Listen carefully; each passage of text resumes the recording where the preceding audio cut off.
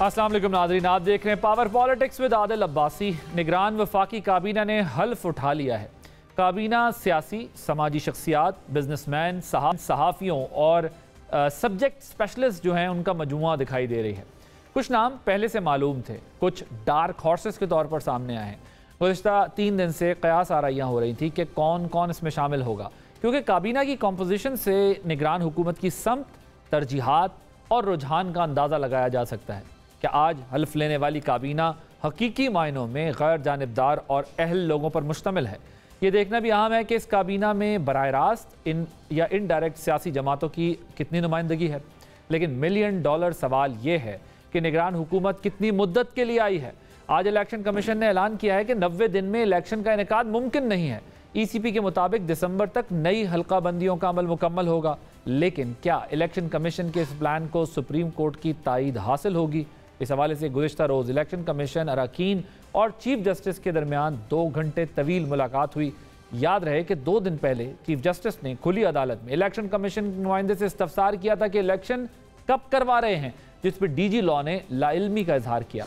फिर गुज़िश्ता रोज़ supreme court bar association की जानिब से मरदमशुमारी की मंजूरी के अमल को अदालत उज़्मा में चैलेंज किया गया। दूसरी तरफ अगरचे इलेक्शन कमीशन ने आम इंतखाबात की हतमी तारीख का ऐलान नहीं किया, लेकिन राना सनाउल्लाह और साबिक अपोजिशन लीडर राजा रियाज फरवरी में इलेक्शन की जमानत दे रहे हैं, मगर इस हवाले से गैर यकीनी अब तक बरकरार है। शायद यही वजह है कि मियां नवाज शरीफ की वापसी का प्लान फाइनल नहीं हो रहा। क्या रिटायरमेंट से पहले चीफ जस्टिस इलेक्शन के इनेकाद को यकीनी बना सकेंगे? दूसरी तरफ राजा रियाज ने इलेक्शन से मुताल्लिक एक और पेशगोई की है। सीनियर सहाफ़ी अंसार अब्बासी से बात करते हुए राजा रियाज ने दावा किया कि आइंदा इलेक्शन में चेयरमैन PTI जेल में होंगे और PTI पर पाबंदी होगी। इलेक्शन कमीशन बल्ले का निशान ख़त्म कर देगा। क्या ऐसा मुमकिन है? आज ही PTI चेयरमैन की जानिब से मुख्तलिफ मुकदमात में ज़मानतें मुस्तरद होने पर सुप्रीम कोर्ट में दरख्वास्त दायर की गई है, जिसमें मौक़िफ़ इख्तियार किया गया है कि चेयरमैन PTI के ख़िलाफ़ सियासी इंतकाम बंद किया जाए। देखना है कि सुप्रीम कोर्ट में इस पर क्या कार्रवाई हो सकती है। इन तमाम इशूज़ पर बात करने के लिए आज हमने दावत दी है। साथ मौजूद हैं आमिर ज़िया साहब, सीनियर सहाफ़ी हैं, तज्ज़ियाकार हैं। सना बुच्चा साहिबा सीनियर सहाफ़ी हैं, तज्ज़ियाकार हैं, हमारे साथ मौजूद हैं। और हसन अयूब साहब सीनियर सहाफ़ी हैं, तज्ज़ियाकार हैं, हमारे साथ मौजूद हैं। आप तीनों का जो है वो बहुत शुक्रिया। मैं ज़रा हसन आपसे शुरू करूँगा कि एक तो हमने देखा अभी जो इंटरिम कैबिनेट है उसने ओथ ले लिया। कोई सरप्राइज़ एंट्रीज़ हुई हैं आपके नज़दीक, या जो एक्सपेक्ट किया जा रहा था वही लोग हैं? देखिए, ये चीज़ तो मुझे तवक्को थी कि टेक्नोक्रेट होंगे और कॉम्पिटेंट लोग होंगे, लेकिन मुझे ये नहीं था कि कई डार्क हॉर्सेस जो हैं, जैसे आपने बताया कि वो आए हैं।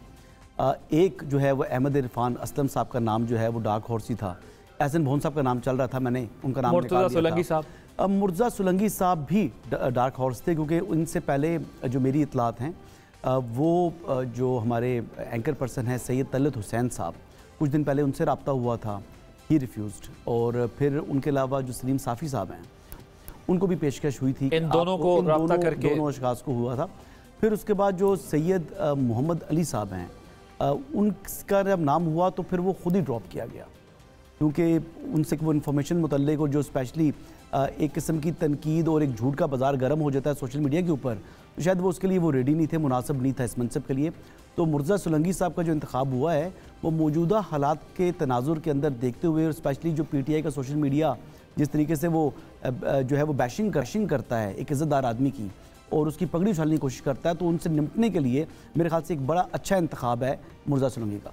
तो इस चीज़ को जहन में रखा है मुर्तज़ा सुलंगी साहब को वज़ीर इत्तलात बनाते हुए कि जो ट्रोलिंग होती है, जो बैशिंग होती है, झूठ का बाजार किया ना, तो वो उन्हें सॉर्ट करेंगे। ये मेरी अपना अंदाज़ा है, ये मेरा एनालिसिस है, ये वो खबर नहीं दे रहा मैं आपको, ये मेरा अंदाज़ा है कि उस हिसाब से he is ideal for this position. क्योंकि देखिए उनके अपॉइंटमेंट के बाद आपने अंदाज़ा लगाया कि शायद ये किया गया, ये रीज़न होगी, क्योंकि अदरवाइज़ देखें ना, बात ये है कि अगर वो सैयद मोहम्मद अली साहब अगर आते तो वो तो बेसिकली एक टेक्नोक्रेट, प्योर टेक्नोक्रेट है ना, तो इन्फॉर्मेशन मिनिस्ट्री मुर्तज़ा साहब क्या कर सकेंगे इसमें आपके ख्याल? देखिए, मुर्तज़ा साहब कुछ कर सकेंगे ना कर सकेंगे, लेकिन वो इनको बखूबी जानते हैं जो ये इनकी वारदातें हैं। वो तो सभी जानते हैं, नहीं वो करेंगे क्या? ये $1 मिलियन क्वेश्चन तो अब वो टाइम जो है वो टेस्ट करेंगे वो मतलब कैसे इकदाम उठाते हैं।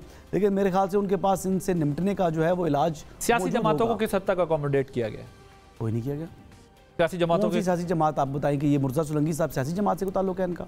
नहीं। हाँ। आप ये बताएं कि इस कैबिनेट जलील के अब्बास अंदर जिलानी साहब का जो एक हद तक जो है कि वो कह दें कि पीपल्स पार्टी उनके लिए हमायती थी, सियासी जमात से किसी का ताल्लुक नहीं होता, लाइकिंग डिसलाइकिंग होती है और यहाँ बड़ी एक्सट्रीम लाइकिंग डिसलाइकिंग होती है माजरत के साथ। ये मैं आपको सवाल के जवाब में बोल रहा हूँ, लेकिन मैं ये आपसे पूछ रहा हूँ कि क्या इस कैबिनेट के अंदर आपको लगता है कि पीपी और नून की कभी इनपुट लिया गया? सिंपल कर देता हूँ क्वेश्चन आपके सामने। नहीं लिया गया।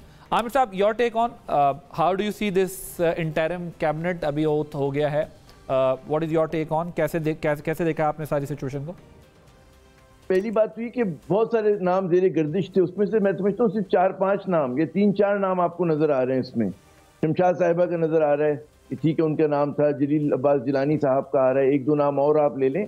बाकी वो लोग हैं कि जिनके बारे में आपको तवक्को नहीं थी, जो ज्यादा नाम कहते हैं ना गर्दिश में थे, कराची तक जिसकी वो आ रही थी, गूंज आ रही थी, उनमें से वो नाम कम है, ठीक है। अच्छा, उसमें आपका दूसरा सवाल ये है जिससे जुड़ा हुआ है कि जी क्या सियासी जमातों को अकोमोडेट किया गया? मैं समझता हूँ किया गया है, क्योंकि बहुत सारे इसमें जो नाम है वो खुल के जाहिर है कि किसी सियासी जमात के वो हिस्सा नहीं है, लेकिन उनकी जो लीनिंग्स हैं, उनकी लाइक्स और डिसलाइक्स लोगों को पता है, ठीक है ना, तो उस वजह से उनको अकोमोडेट किया गया है। अच्छा, जहाँ तक ये आ गया कि ऑल इम्पोर्टेंट, बड़ा अच्छी बात की भी हसन साहब ने इंफॉर्मेशन मिनिस्ट्री की, वो मैं कहता हूँ मुर्तज़ा सुलंगी एक तो हमारे दोस्त हैं, बड़े पुराने कॉलीग रहे हैं हमारे जामे कराची के दौर से, बल्कि हमारी वाकफियत है, तो वो हैं, वो फास्ट बॉलर हैं और उनका एक बड़ा स्टांस बड़ा सख्त है पीटीआई की तरफ। और वो जब भी मतलब पीटीआई का जब जोबन भी था और जब उसकी हुकूमत बड़ी मतलब उस पर भी थी, मजबूती से चला रहे थे मुल्क को, तब सुलंगी जो थे बड़े कहते हैं रिलेंटलेस अंदाज में तनकीद करते रहे हैं। और वो मैं जब भी कहता हूँ कि वो फास्ट बॉलिंग भी करते हैं, और क्योंकि सहाफी हैं तो उनको स्पिन भी करा देते हैं। तो मेरे ख्याल में उनको आप इस्तारे के तौर पर बता रहे हैं हमें कि वो फास्ट बॉलिंग करते हैं, या फिर हकीकत में जो है वो कोई क्रिकेट भी खेली है, फास्ट बॉलिंग करते हैं? क्योंकि आपके क्लास यूनिवर्सिटी फेलो रहे हैं तो आपको पता होगा। नहीं, वो मेरे ख्याल में क्रिकेट उन्होंने उतनी ही खेली जितनी मैंने खेली है, तो मैंने तो बिल्कुल नहीं खेली, तो मुझे मुर्तज़ा सुलंगी के बारे में, लेकिन जाहिर है कि हम पाकिस्तानी है, हम पाकिस्तानी हैं, जर्नलिज्म उनका फास्ट बॉलर जैसा है। हाँ, फास्ट नहीं, वो स्पिन भी अच्छी कराते हैं, वो बड़े मल्टी टैलेंटेड शख्सियत हैं। और उनका जो मैंने कहा ना, पिछले अगर आप उनके कुछ साल देखें तो उसमें उन्होंने बड़ी डट कर पीटीआई की मुखालफत की। एक जमाने में उनका बड़ा मजबूत एंटी एस्टेब्लिशमेंट स्टांस भी हुआ करता था, बाएं बाजू की सियासत उन्होंने की है। ये मैं उनकी तालिब इल्मी के दौर की बात करूँ, नौजवानी के दौर की बात करूँ, जो बड़े इनकलाबी होते थे, कम्युनिस्ट पार्टी का भी हिस्सा रहे हैं वो। तो ये तमाम उनकी मतलब जरा आमिर साहब ये बताइएगा, आपको क्या लगता है कि इस कैबिनेट के अंदर पॉलिटिकल पार्टीज, जो 2 बड़ी पॉलिटिकल पार्टीज हैं, उनके लोगों को भी अकोमोडेट किया गया या नहीं? जी बिल्कुल किया गया, लेकिन जुज़वी तौर के ऊपर जो असल के बड़े वाली मिनिस्ट्रीज हैं और जो असल जो बड़े होते हैं, वो मेरे ख्याल में जो गैर सियासी लोग हैं उनको मिले हैं। और वो लोग हैं कि जो आप समझते हैं कि जैसे खुद वज़ीर आज़म साहब का आप नाम ले लें, शमशाद साहिबा का नाम लें, उन्होंने मुशर्रफ दौर में भी उन्होंने मतलब गवर्नर स्टेट बैंक बनी, वो पहली खातून थी हमारी स्टेट बैंक के गवर्नर बनने वाली। उसके बाद वो केयरटेकर फाइनेंस मिनिस्टर पहले रह चुकी हैं, इससे पहले के इंतखाबात में, 18 के इंतखाबात में। तो उनको आप कहाँ पे प्लेस करेंगे? ज़ाहिर उनकी कोई पोलिटिकल एफिलिएशन नहीं है, बड़ी टैलेंटेड खातून है, मल्टीलैटरल एजेंसीज को उन्होंने सर्व किए, जानती हैं। आज के नाजुक दौर में जब हमें मईशत पे बहुत फोकस करना है तो वो नाम इस तरह का आपके सामने आता है। अच्छा, फिर मतलब है कि और आप देखें इसमें जलील अब्बास जिलानी साहब, ठीक है, वज़ीर आज़म के कैंडिडेट के तौर पर उनका नाम आ रहा था, लेकिन अगर वो फॉरेन ऑफिस को लीड करेंगे तो एक कहते हैं ना कि सिक्का बंद किस्म के हमारे फॉरेन ऑफिस के कहते हैं ओल्ड स्टाइल, ओल्ड उसके अंदर वो कहते हैं ना चीज़ों को रन करेंगे, चीज़ों को जानते हैं। तो कुछ नाम तो बहुत ही मजबूत हैं, कुछ नाम अपने आप को रिवील करेंगे किस तरह से। इंफॉर्मेशन मिनिस्ट्री फास्ट बॉलिंग की है तो वहाँ मुर्तज़ा सुलंगी आ गए।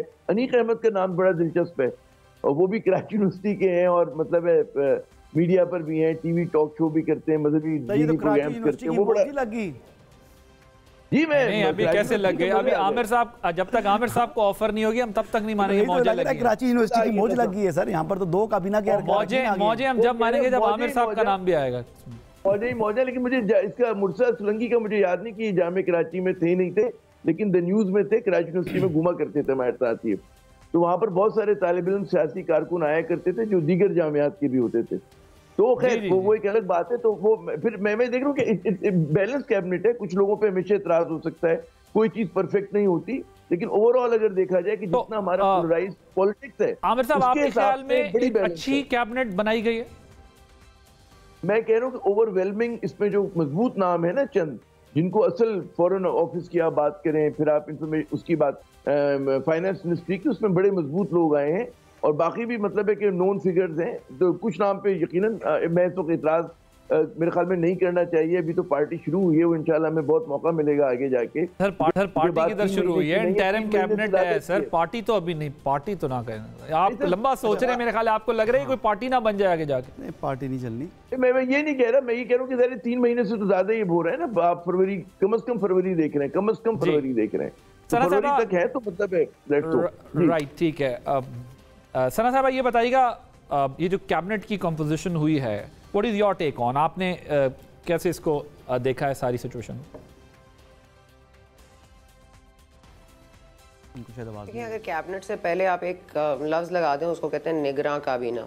निगरां हमने आपके आने से पहले 2 3 4 दफा लगाया। बड़ा इंटरेस्टिंग है कि नहीं, मैं वैसे आपको कह रही हूँ कि बार बार लगाएं ताकि आप लोगों को यकीन हो जाए कि ये निगरां हैं। हम इनकी डिस्कशन 3 महीने से 5 महीने का जो सफर तय हो रहा है उसमें निगरान कहते हुए एहतियात करनी पड़ रही है थोड़ी सी। नहीं, निगरान ना कहें, निगरानी वालों के लिए निगरान हैं। अच्छा, तो आपके ख्याल में कैसी कैबिनेट है? इलेक्शन से साल ना हो और इलेक्शन कमीशन भी ये, जी आप मुझे बोलने देंगे तो मैं बोलूंगी ना। सना साहबा, मुझे लग रहा है कि आपका मेरा शायद आपको ऑडियो थोड़ी डिले जा रही है, इसलिए प्रॉब्लम हो रहा है। अब आप बात कर लें, मुझे लग रहा है मैं सवाल कर रहा हूँ, आपको डिले पहुंच रहा है। मुझे ये बताइएगा कि कैबिनेट के बारे में आपकी क्या राय है? जी, मैं ये इसीलिए स्ट्रेस कर रही थी कि निगरां है, इसलिए मैं बहुत ज़्यादा डिसाइसिवली नहीं कह सकती कि कौन कितनी कारकर्दगी कर सकेगा। एक ट्रैक रिकॉर्ड है कुछ हस्तियों का इस काबीना में जो शामिल हैं, उनका ट्रैक रिकॉर्ड हमें पता है कि बेदाग है। शमशाद साहिबा का डेफिनेटली, उसके बाद फाइनेंस मिनिस्ट्री उनको दे दी गई है। लेकिन मुझे बता दें कि फाइनेंशियल नए प्लान्स कौन बना रहा है, किसने बनाने हैं? कंटिन्यूटी ऑफ पास्ट पॉलिसीज़ होगी ना, या कोई नई चीज़ बनाने जा रहे हैं, तो वही कंटिन्यू करना है अगर, और कंटिन्यू करने वाले भी एक हैं और कंटिन्यू करवाने वाले भी एक हैं। तो मेरा नहीं ख्याल इसमें कोई दो राय हो सकती है।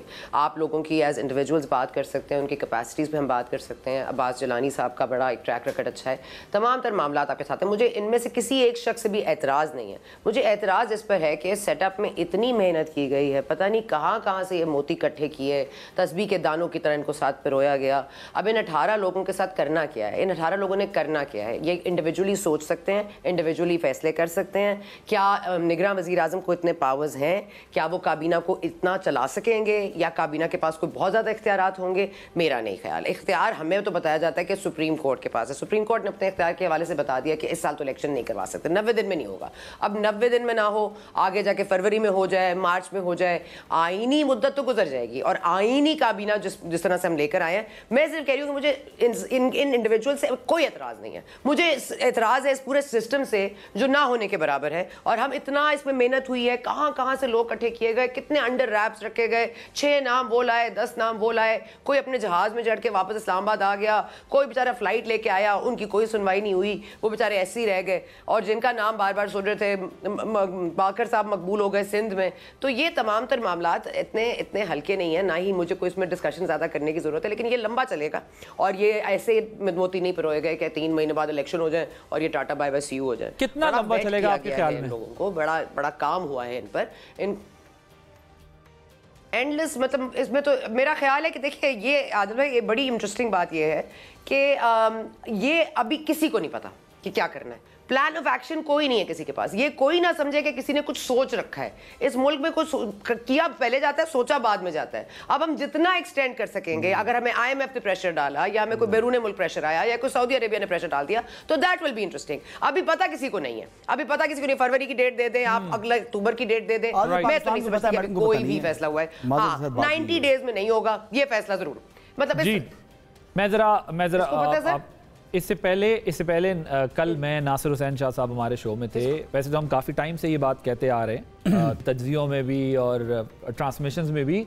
लेकिन कल जब मैं बात कर रहा था पीपल्स पार्टी के नासिर हुसैन शाह साहब से, और मैं उनको कह रहा था कि मुझे नहीं लगता कि ये 90 डेज़ में होंगे और आगे ही जाएगा ये काम, तो वो बहुत पुरअतमाद थे। और जिस तरह PMLN पुरअतमाद है या दीगर जमातें, लेकिन आज वो बात अमलन हमें दिखाई दी। क्या कहा उन्होंने, ज़रा सुनिए। वैसे हम टीवी पे बैठे हैं, डॉक्टर हुमायूं मोहम्मद साहब ने अपने तज्जिए का इजहार किया है, आप कह रहे हैं 3 महीने में होंगे, मेरा ये ख्याल है कि 3 महीने में नहीं होंगे, फरवरी में ही होंगे। फिर ये हम क्लिप संभाल के रखेंगे, दोबारा बैठेंगे, जिसकी बात ठीक होगी उसको मुबारकबाद देंगे। जी, अब सना साहिबा का ख्याल है कि कुछ नहीं पता, पहले फैसले होते हैं, उसके बाद जो है वो देखना होता है कि क्या करना है। मेरा भी ये ख्याल था फरवरी तक होंगे, और अभी आप फरवरी की पेशगोई कर सकते हैं, आगे नहीं पता कि फरवरी में भी आप जनवरी में क्या हालात होंगे। 1 जून को, फर्स्ट वीक ऑफ जून में मैंने ट्वीट किया हुआ है, रिकॉर्ड का हिस्सा है, डेट उठा के देख लें कि इंतखाबात जो हैं वो मार्च 2024 में होंगे। आज नहीं किया, यानी आप 6 महीने वाले फॉर्मूले पे हैं ना, 3 महीने वाले पे। ये फार्मूला अभी आया है, ये फार्मूला आपके पास अभी आया है। बहुत सी चीजों में तो आप भी तो फार्मूले नहीं बना रहे कहीं। जी, मैं फार्मूले बना रहा हूँ, और दे रहे हैं आगे जो फार्मूले बना रही है, मैं तो विसल ब्लोअर हूँ ना, मैं देखता हूँ कि ये चीज हुई है, मैं बोल दूंगा। अभी आप कह रहे हैं जी कि बेयकीनी की सूरत हाल है, बेयकीनी ना फैलाएं, इंतखाबात होने हैं, मुल्क की हालात इसके मुतकाजी है ही नहीं कि आप इंतखाबात से भाग सकें। इंतखाबात होने हैं, लेकिन क्या सेंसेस ना हो, सेंसेस के बाद क्या डीलिमिटेशन नहीं होनी चाहिए? पहले आपकी MQM ने शोर उठाया, उनके साथ ज्यादती की ना आपने, कराची की आबादी कम जाहिर की, फिर आपका दूसरी साइड जो है हुजूर हसन अयूब साहेब, बात यह है कि ये डीलिमिटेशन भी सबको पता था होनी है जी, डिजिटल सेंसस का भी सबको पता था ये हुए हैं, इस पे ऑब्जेक्शंस का भी सबको पता था। ये आखिरी दिन तक एक्स प्राइम मिनिस्टर शहबाज शरीफ साहब इसको खुद लेके आए, दुनिया को पता था कि ये काम डीलिमिटेशन से होना है, लेकिन 90% कैबिनेट ये कह रही थी कि हमें नहीं पता, और अगर कहता भी था कोई पता तो वो पर्पसली हुआ है। मैं यही इसका मतलब बाय डिजाइन था ना, ये बाय डिजाइन था। तो मैं यही कह रहा हूं ना कि ये कहना गलत है कि नहीं मालूम कि कल क्या होगा। प्लानिंग है, प्लानिंग है, आप उससे इख्तिलाफ कर सकते हैं, आप उससे इत्तेफाक कर सकते हैं, ये आपकी अपनी मर्जी है, आपका अपना नजरिया है, मेरा अपना हवा में नहीं। लेकिन ये सब चीजें को मुल्क हवा में नहीं चल रहा, एक डिसिप्लिन है, डिसिप्लिन के मुताबिक चलाना पड़ेगा। अगर नहीं चलाएंगे तो फिर तो तबाही है। ठीक, अच्छा, मैं कई ऐसे सहाफ़ी दोस्तों को जानता हूं जो यहाँ बैठ के, इसी सीट पे बैठ के कहते रहे, बल्कि इकरार भी करते रहे कि अगर 3 महीने में इलेक्शन ना हुए तो ये अपनी सियासी कब्र खो देंगे।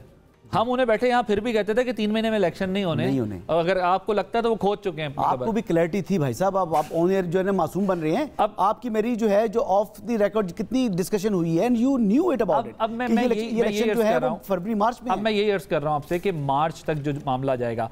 अब मुझे जरा ये बताइए, जो मुलाकात हुई है between chief justice and chief election commissioner, what was the outcome of that meeting? पहली मुलाकात नहीं है, एक पहले बात आपको बता दूं, ये पहली मुलाकात नहीं है, पहले भी आके मुलाकात हो चुकी है।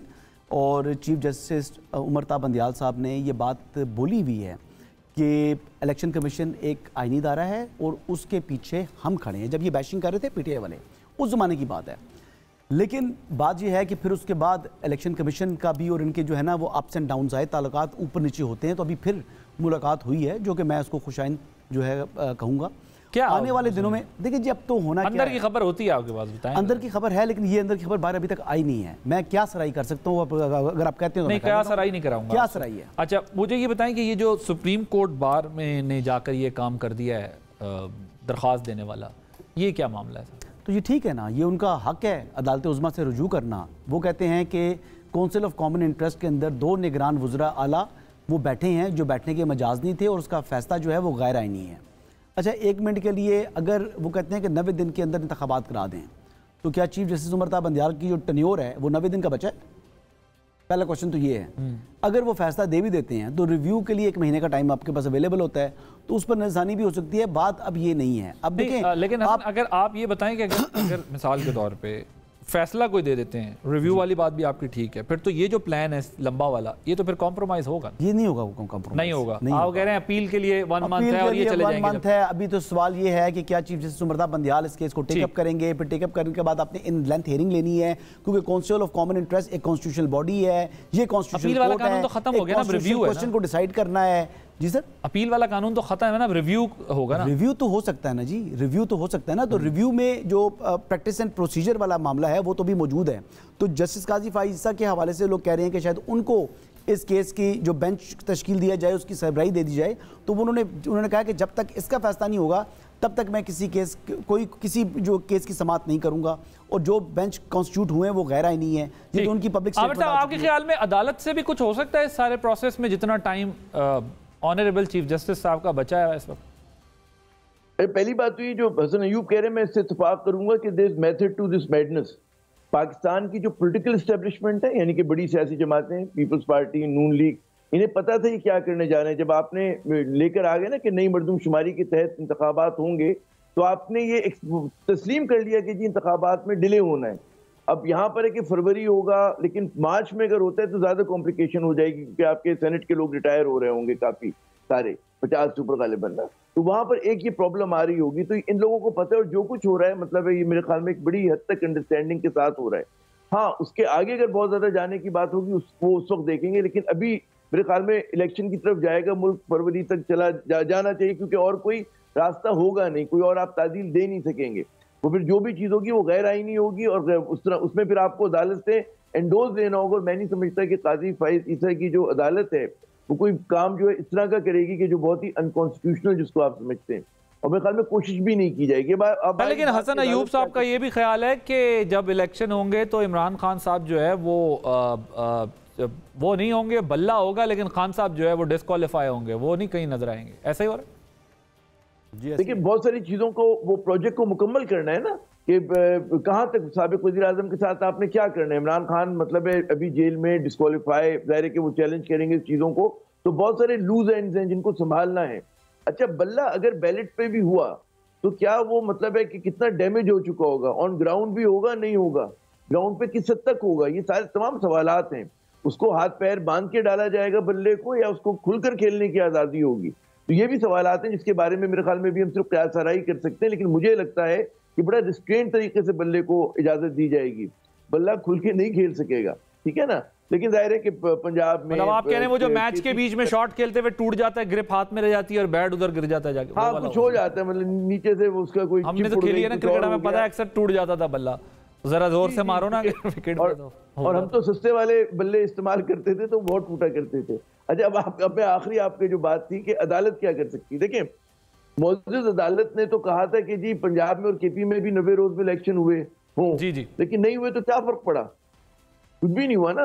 उसी तरह मतलब है सूरज भी निकल रहा है। तो आपका ये ख्याल है कि सुप्रीम कोर्ट इस तरह डिक्टेट नहीं करा सकेगी सारे प्रोसेस को, इलेक्शन आगे जाएगा, मार्च में जाहिर सेनेट है तो उसकी वजह से कोई स्पेस ज्यादा बननी नहीं है, बल्ला थोड़ा देखना है कि वो स्ट्रांग बल्ला जाएगा, कमजोर जाएगा, सो ये सिनेरियो होगा, इस पे आप कयास आराई नहीं करना चाहते, आप तो कह रहे हैं नहीं, मैं आपको थोड़ा सा एक्सप्लेन कर कहते हैं, मैं कर दूं। मैं जरा सना साहब आपके ख्याल में सुप्रीम कोर्ट कुछ डिक्टेट कराने की इस प्रोसेस में, इस पोजीशन में होगी पंजाब की सिचुएशन और इलेक्शन को ध्यान में रखते हुए? और दूसरी चीज, आपका भी ये ख्याल है कि बल्ला तो होगा, खान साहब नहीं होंगे election process?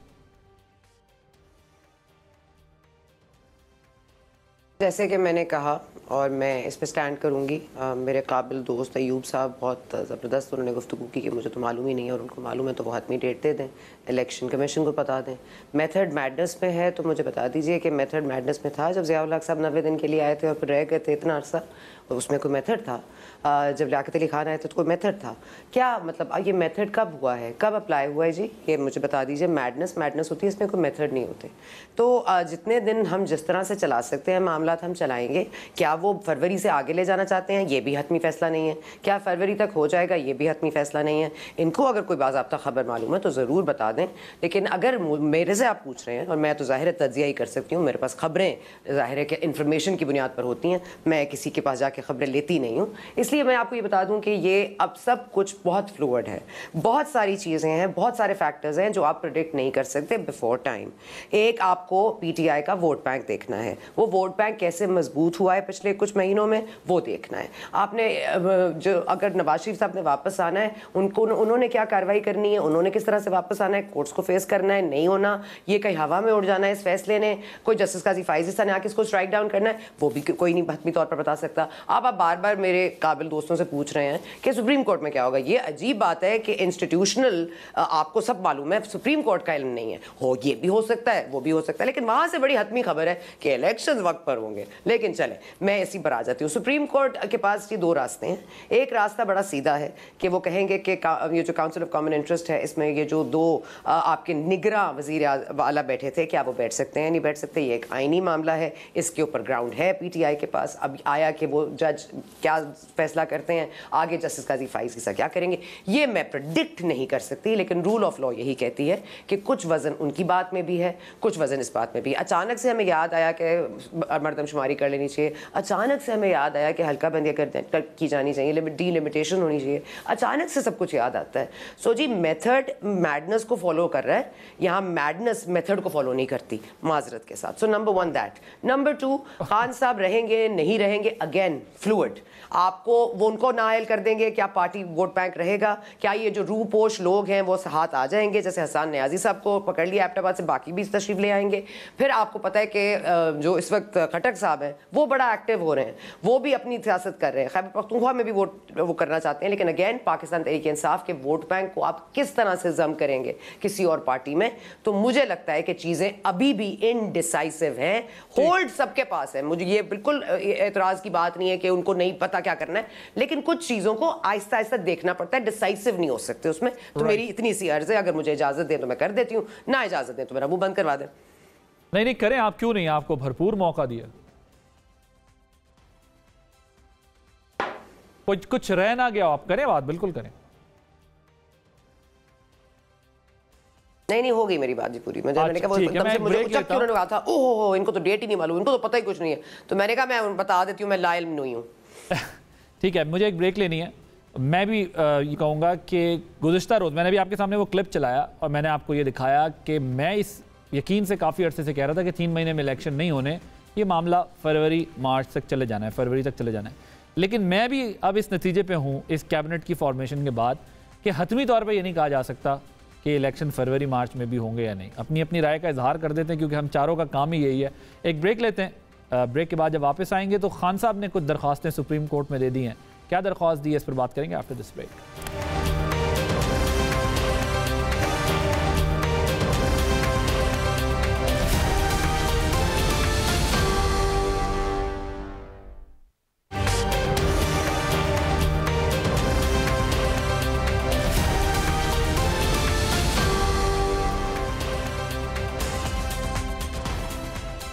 Welcome back. Break से पहले आप बात करना चाह रहे थे कुछ? जी मैं बात ये करना चाह रहा था कि क्यों चीज़ें होनी है, इलेक्शन होने हैं, ये जो बेयकीनी की सूरत हाल है ये नहीं होनी चाहिए। कुछ चीज़ें आपको +2 4 भी मैथ भी कर सकते हैं आप। देखिए नेक्स्ट मंथ जो है वो प्रेसिडेंट आरिफ अलवी की जो आइनी मुद्दत है वो ख़त्म हो जाएगी। ठीक है, प्रेसिडेंट साहब का जो इतलात हैं कि उनका आइनी मुद्दत पूरी होने के बाद उनका ऐवान सदर में दिल नहीं लगेगा, वो इस्तीफा देकर चले जाएंगे। हालांकि वो आईनी तौर के ऊपर नेक्स्ट प्रेसिडेंट की इलेक्शन तक जो है वो कंटिन्यू कर सकते हैं, बिल्कुल सही, लेकिन वो नहीं करेंगे। उसके बाद जो है जो चेयरमैन सेनेट है सादिक संजरानी साहब, वो जो है वो कायम मकाम प्रेसिडेंट बन जाएंगे। तो आगे मार्च में जब दोबारा सेनेट के इलेक्शन आ रहे हैं तो उनकी अपनी टर्म ख़त्म हो जाएगी, तो आप किस तरीके से मार्च से आगे जा सकते हैं। तो जो इंतखाबात हैं वो आम इंतखाबात होने हैं। सेनेट का इलेक्टोरल कॉलेज जो आपकी प्रोविंशियल असम्बलीज हैं और नेशनल असम्बली है, और प्रेसिडेंट के इलेक्टोरल कॉलेज के लिए मस्ट है नेशनल असम्बली का जो है वो वजूद में होना। तो आपका जो तज्जिया है उसकी बुनियाद भी ये है कि आगे 6 महीने बाद ये मुमकिन ही नहीं होगा कि आप इस तरह निजाम को चला सके। देखिए इसीलिए ना एक मुल्क है, इसका हेड ऑफ स्टेट तो आपको चाहिए, चाहे सेरेमोनियल है। Fair enough. सना साहब आपको अंदाजा हुआ है कि वो ये कह रहे हैं कि मेरे तज्जिए की बुनियाद ये है, इस वजह से मुझे लगता है कि ये बाय डिजाइन सारा कुछ हो रहा है और आगे ये मुमकिन ही नहीं रहेगा कि कोई अनसर्टेनिटी रहे, ना मुल्क किस तरह चल सकेगा और सदर मुमलिकत ने भी आना है। ये डिसाइड कौन करेगा जी? ये आईनी तौर पर डिसाइड होना है या मैंने डिसाइड करना है या उन्होंने डिसाइड करना है? बता दें किससे डिसाइड करना है। मुल्क 6 महीने से ज़्यादा इस गैर यकीनी की सूरत हाल में नहीं रह सकेगा, तो फिर आप 3 महीने में इलेक्शन करा लें, फिर आप ना छेड़ें ये मरदमशुमारी वाला शोशा, आप ना डिले करने की बात करें, आप ना बात करें कि PTI के बल्ले को आपने बैन करना है, फिर आप ये बातें ना करें ना। अगर ये बातें हो रही हैं तो फिर इन बातों के ऊपर अमल होने में तो वक्त लगेगा ना।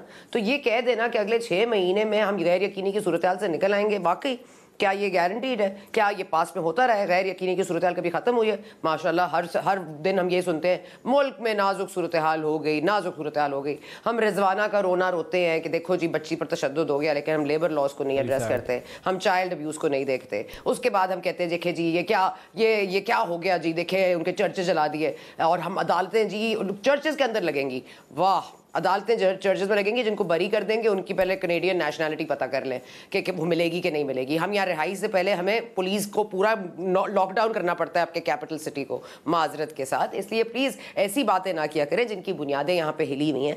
वो बात मुझसे करें जिसकी बुनियाद कोई हो। अगर सिस्टम की में गुंजाइश है 6 महीने बढ़ाने की और हमें कोई कुछ ना कहे तो आप साल बढ़ा लें, कौन रोक सकता है? आपका दिल चाहता है तो आप किसी को ले आते हैं, आपका दिल चाहता है तो आप किसी को भेज देते हैं, आपका दिल भर जाता है तो कोई किसी को एनआरओ दे देते हैं, आपका दिल नहीं भरता है तो आप फिर उनको जलावतन कर देते हैं, फिर आपका दिल नहीं भरता फिर आप उनको अकामा में निकाल देते हैं। तो मैं कह रही हूं कि ये एक मेथड तो है, लेकिन मैडनेस भी है साथ साथ। और इसलिए है कि मैं अगेन, क्योंकि आइन को नहीं फॉलो करना। ये फैसला कौन कर रहा है कि 6 महीने बाद मुल्क नहीं चल सकेगा इस तरह? ये फैसला किसका है? मेरा है, आपका है, हमारे हालात का है। हमारे हालात इससे बुरे हो सकते हैं, महंगाई इससे बढ़ सकती है, बिल्कुल बढ़ सकती है। पेट्रोल 350 पे जाएगा, बिल्कुल जाएगा। आप देख लीजिएगा इस मुल्क में क्या क्या नहीं हो सकता। इस गैर यकीनी की सूरत हाल से निकलने का जो तरीका है, अगर वो आइन में वजह नहीं है तो मेरा ख्याल है फिर कॉन्स्टिट्यूशन को या तो आइन के मुताबिक है ना मैडम। देखिए काउंसिल ऑफ कॉमन इंटरेस्ट जो है वो कॉन्स्टिट्यूशनल बॉडी है ना, तो कॉन्स्टिट्यूशनल बॉडी ने कहा है कि आप जो है वो सेंसस के बाद डिलिमिटेशन करें,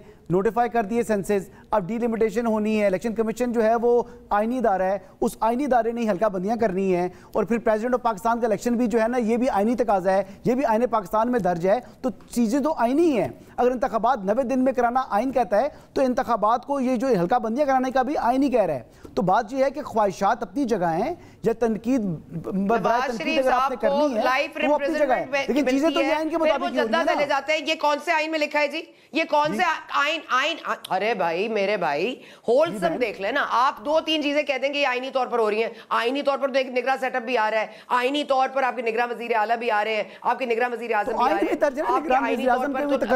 और आइन में ही दर्ज है कि आपने निगरान काबीना बनानी है, आइन में ही दर्ज है कि आपने जो है वो इलेक्शन करानी है। मगर सऊदी अरेबिया कैसे जाता है? कोई लाइफ इंप्रिजनमेंट में किसी को लाइफ इंप्रिजनमेंट की सजा मिलती है, उसका वो अगले दिन जद्दा चला जाता है। आप आज की बात कर रही हैं, आप 10 साल 20 साल पुरानी बात कर रही हैं मैडम। आप आज की बात करें या पुरानी बात? आपने माजी में रहना है तो माजी में रहें, अगर आज की बात करनी है, मुस्तकबिल की बात करनी है तो बात कर लेते हैं।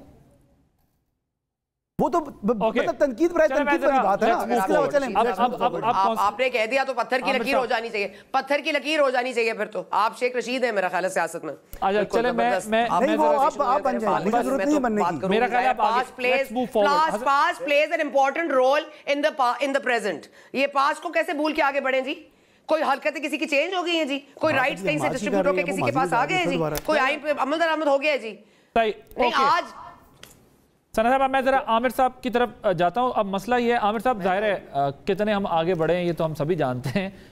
एक और मसला है इस वक्त जो हमारे सामने, ही जो राजा रियाज साहब पे एक ख्वाहिश का इजहार कर रहे हैं, बात कर रहे हैं, आपके ख्याल में ये उनकी ज़ाती ख्वाहिश समझा जाए या अमली तौर पर ऐसा होने जा रहा है?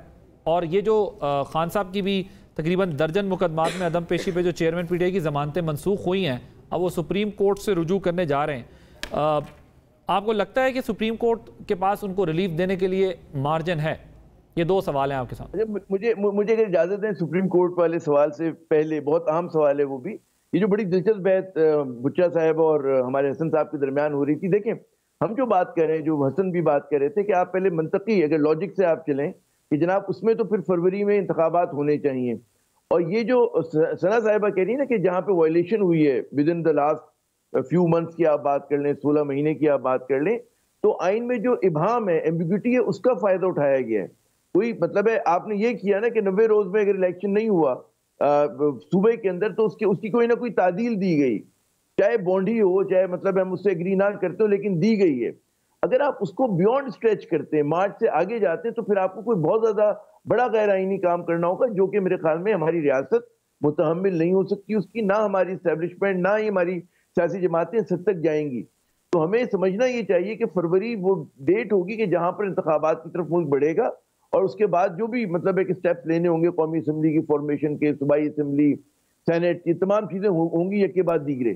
तो एक बात तो मैं समझता हूँ कि यहाँ पर यकीन खदशात बहुत हैं, और जो माजी में होता रहा है इस मुल्क के साथ, लेकिन वहां पर डायरेक्टली मिलिट्री कू हुआ था, उसके बाद ये सब चीजें हो रही थी। यहाँ पर जमहूरियत बेशक लगड़ी लूली सही, कहते हैं उसमें बड़ी कॉम्प्रोमाइजेस सही, लेकिन हम जमहूरियत की पटरी पर हैं, क्योंकि बहुत बड़ी बात है अभी तक का रहना। अब आगे वो कि सुप्रीम कोर्ट, जो आपका दूसरा सवाल था कि, और वही इसी में मेरे ख्याल में राजा रियाज वाला भी सवाल का जवाब मिल जाता है कि वो जो फरवरी कह रहे हैं, तो जाहिर है कि उन्होंने भी किसी भरोसे पे, जिस भरोसे पे काकड़ साहब का नाम लिया उन्होंने, उसी भरोसे पे उन्होंने ये वाली बात भी कही। तो फिर हमें बिलीव ये करना चाहिए कि फरवरी में इंशाल्लाह इस मुल्क में इंतखाबात हो जाएंगे, या हद से हद मार्च के फर्स्ट वीक में जो भी होता है। अब आते हैं इमरान खान का जो सुप्रीम कोर्ट वाला मामला है। देखिए, यकीनन इसकी क्या सराही नहीं करनी चाहिए। कोर्ट के मामला बड़े सेंसिटिव होते हैं, और हम लोग कोई, जैसे मैं बतौर सहाफ़ी कोई जाहिर है कि ये नहीं कह सकता कि जी सुप्रीम कोर्ट ये पोजीशन लेगी, लेकिन पीटीआई के लोगों से अगर बात करें, और उनका जो दावा हमेशा से ये रहता है कि जी बहुत ही फ्लिमजी केसेस हैं, और ऐसे केसेस हैं कि जिनसे मतलब है कि सुप्रीम जुडिशरी में उनको रिलीफ मिलेगा, ये उनकी एक्सपेक्टेशंस हैं। तो वो इस तवक्कुआत के ऊपर सुप्रीम कोर्ट कहाँ तक पूरी उतरती है, और 16 सितंबर के बाद क्या सूरत हाल होती है। बाद लोग ये समझते हैं कि जी नवाज शरीफ साहब का आना हो, इमरान खान की सजा हो, 16 सितंबर के वो जो कहते हैं ना चेंज ऑफ गार्ड से जुड़ी हुई है। लेकिन मेरी उसमें गुजारिश ये होती है कि कानून और आइन बदलते नहीं शख्सियतों के बदलने से। ये नहीं हो सकता कि काजी साहब, काजी फैज ईसा का जो यार्ड स्टिक होगी वो बिल्कुल जुदा होगी, वो भी आइन और कानून के मुताबिक फैसले करेंगे, और बंदियाल साहब भी उसी की इंटरप्रिटेशन कर रहे हैं। हाँ, थोड़ा बहुत फर्क हो सकता है कि लोग जैसे इल्जाम लगा रहे हैं कि जैसे नून लीग बहुत भिड़ गई थी बंदियाल साहब से, तो कल को हो सकता है काजी साहब के अगेंस्ट वो एक महाज खोल ले, हमें नहीं पता, क्योंकि माजी इनका ऐसा रहा है और दीगर सियासी जमातों का भी इसी तरह रहा है। तो मेरे ख्याल में इसको रहने देते कि इमरान खान को जो है कितना रिलीफ मिलेगा कितना नहीं मिलेगा, it's up to the court to decide. जी राइट, थैंक यू आमिर साहब। मैं जरा एक ब्रेक ले लूँ बड़ी तफसील से, क्योंकि इस पर डिस्कशन हो गया। अब जरा वापस आएंगे, मियाँ साहब की वापसी पे बात करेंगे। राना साहब को गारंटी मिल गई है और मियाँ साहब कह रहे हैं दुआ करें। एक ब्रेक के बाद इस पर डिस्कशन होगी।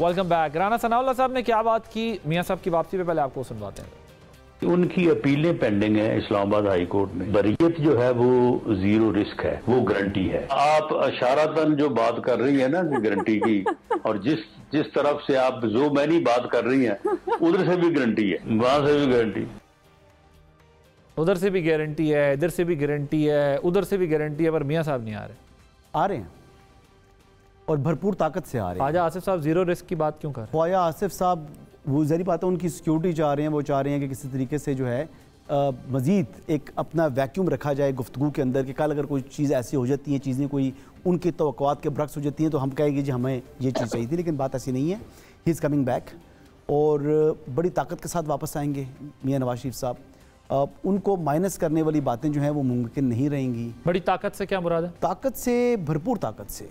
एक तो ये समझें कि वो पाकिस्तान की सियासत का महवर होंगे। नवाज शरीफ ही डिसीजन करेंगे कि क्या होना है, यानी गवर्नमेंट भी जो बननी है उसके ऊपर भी उनका जो है ना वो मुकम्मल गिरफ्त होगी।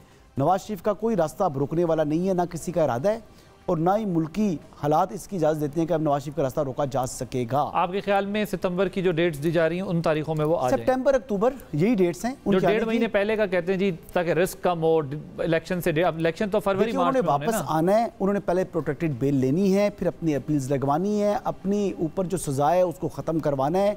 अगर वो कराए बगैर सीधा जो है वो ये इस अमल से पहले इस अमल से पहले अगर वो सीधा इलेक्शन कैंपेन में आएंगे तो फिर वो इलेक्शन कैंपेन तो नहीं कर पाएंगे। वो तो उसमें सीधा केसेस अपने भुगत रहे होंगे। सना साहबा, आपके ख्याल में वो जो राना साहब कह रहे हैं गारंटी वहां से भी मिल गई है, यहाँ से भी मिल गई, सारी गारंटी क्लियर है, ऑल क्लियर, अब वो हमारे बीच में होंगे सितंबर में? फिर अगर हमने माजी में नहीं रहना तो नवाज शरीफ साहब की वापसी की क्यों ज़रूरत पड़ गई हमें? हमने तो मुस्तकबिल को देखना है, हमने तो हाल देखना है, तो उसमें नवाज शरीफ साहब तो माजी का हिस्सा है ना। इस्टेब्लिशमेंट की गारंटी तो माजी का हिस्सा है, फिर हम माजी से बाहर क्यों नहीं निकल रहे? आप कैसी बातें कर रहे हैं आदिल साहब? अभी आपको बताया इतना ग्रेटिट्यूड माइंडसेट है हमारे साथ। अब वो हाल में दोबारा, अब हमें हाल में दोबारा नजर आ रहे हैं, बेहाल से अब हाल में नजर आने वाले हैं वो। अपनी बात पर अगर आप आधे मिनट में मुकर जाए उस बात से, तो फिर आप में और खान साहब में फर्क ज्यादा नहीं रह जाता। लेकिन नहीं, आप मुझे कह रही हैं, मैंने तो ये कहा ही नहीं माजी को चेंज की बात। मेरा ख्याल है नहीं, मैं उनको कह रही हूँ जिन्होंने कहा है। मेरी बात आप मेरे पर गुस्से में है, मेरी बात सुनिए, मुझे सना साहब नहीं मालूम आप करेले खा कर रही है, क्या बात है, मेरी बात आपको क्यों समझ आ रही है? मुकम्मल करने दें सना साहब, प्लीज जी सना साहब। जी, मैंने कहा जो PMLN के सिटिंग मिनिस्टर्स हैं या सिटिंग उनकी जो फर्स्ट ईयर लीडरशिप है, अगर वो भी इतने वसूख से और इतनी गारंटी से नहीं कह सकती जितना माशाल्लाह हमारे दोस्त कह रहे हैं, तो बिल्कुल मैंने कहा ये खबर होनी चाहिए, तो हेडलाइन होनी चाहिए आपकी कि भरपूर ताकत से मियाँ साहब वापस आ रहे हैं। तारीख भी बता दें, इनको तो सब मालूम है और गारंटी भी इनको मिल गई है, वो भरपूर ताकत से आएंगे, उनको माइनस करने का कोई भी अमल जो है वो नहीं आएगा सामने। चले मैं भी यहीं हूँ, आप भी यहीं हैं, ये भी यहीं होंगे होपफुली। और बार बार ये बात करना कि माजी से निकलें, तो माजी से वो निकलते हैं जो माजी से कुछ सीखते हैं, जो माजी को रिपीट करते रहते हैं और वही कार्रवाइयाँ डालते हैं, तो फिर वो माजी से नहीं निकलते। माजरत के साथ हमारा हाफिज़ा कमज़ोर नहीं है और हमें भी चीज़ें याद रहती हैं और इनको भी याद रहनी चाहिए। आज जो मैं बात कर रही हूँ वो मैं उस पर स्टिक करूँगी, आज भी करती हूँ, कल भी करूँगी। मैंने ये नहीं कहा इंतखाबात नहीं होंगे, मगर ये ग्रैटिट्यूड माइंडसेट आप देखिए तो कोई बात नहीं, 90 दिन में नहीं होते, फरवरी में तो हो रहे हैं ना। देखे ना, आपको 5 महीने बाद तो इलेक्शन मिल जाएंगे, कोई बात नहीं कि आइन क्या कहता है। डीलिमिटेशन एक आइनी तरीका है, डीलिमिटेशन करने ये सब आइनी जवाज है। आइन कहता है कि फरवरी में इलेक्शन करें, आइन कहता है कि 90 दिन में इलेक्शन ना करें, तो माजरत के साथ आप मेरा ख्याल है मेरे ऊपर बात कर दी है। ओके, पॉइंट है कि मैं जरा आमिर साहब देखिए शिकवा जवाब है, शिकवा से निकल के गुफ्तगू होनी चाहिए। मैं ये कह रहा हूं करेले खा कर रही है, मुझसे लड़ना चाह रही है, मैं नहीं लड़ना चाह रहा हूं। वो अपनी राय का इजहार कर रही हैं, वो ये कह रही हैं कि मेरा ये ख्याल है माजी पे नजर रखनी पड़ती है हाल और मुस्तकबिल को समझने के लिए।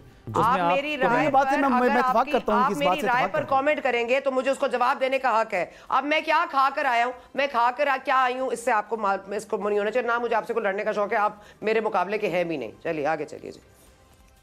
अल्लाह ताला की जात जो है सबसे ऊपर है, मुकाबला किसी का इंसान वैसे भी करने की जरूरत नहीं होती।